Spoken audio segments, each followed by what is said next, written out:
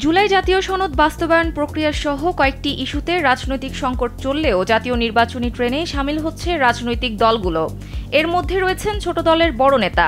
রাজনীতির মাঠে বেশ পরিচিত কেউ কেউ আবার তাদের বলেন এক দলের এক নেতা, বক্তা হিসেবেও তুখোড় তারা। টকশো, রাজপথ সব জায়গায় গরম বক্তা হলেও তারা ভোটের মাঠে হিরো হতে পারেননি।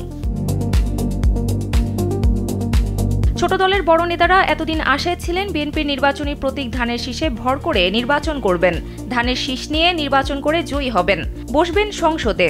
সে অনুযায়ী যার যার এলাকায় গণসংযোগ সহ নির্বাচনের যাবতীয় প্রস্তুতিও নিচ্ছিলেন তারা। Japan Bangladesh joint venture company JBS holdings limited. কিন্তু নতুন আইনের ফাঁদে পড়ে তাদের সেই স্বপ্ন ভেঙে এখন খান খান। প্রধান সমস্যা হলো রাজনৈতিক নেতা হিসেবে তারা জনগণের কাছে যতটা পরিচিত, তাদের দলীয় প্রতীক তেমন পরিচিত নয়। বলা চলে এসব ছোট দলের নির্বাচনী প্রতীক ভোটারদের কাছে একেবারে অচেনা অজানা। অনেক সচেতন শিক্ষিত মানুষও এসব দলের প্রতীক কি তা জানেন না। এদিকে এসব দলের নেতারা আবার রাজনীতির দুই শিবিরে বিভক্ত।